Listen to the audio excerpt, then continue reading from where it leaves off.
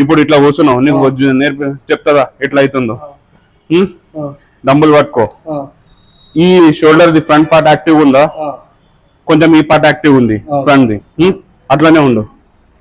కొంచెం కిందికి చేసినాం, కంప్లీట్ కాదు, 45 degrees మీద కాదు.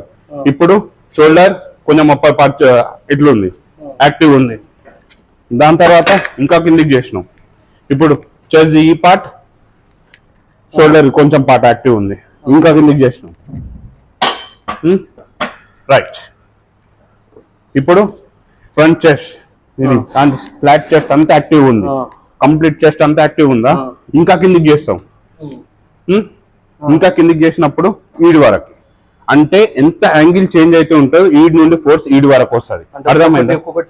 ట్రైన్ అవుతా ఉంటది. ఎంత యాంగిల్ చేంజ్ చేస్తున్నావు ఆ యాంగిల్ అని నీకు చెస్ట్ ట్రైన్ అవుతుంది, షోల్డర్ ట్రైన్ అవుతుంది. అర్థమైంది?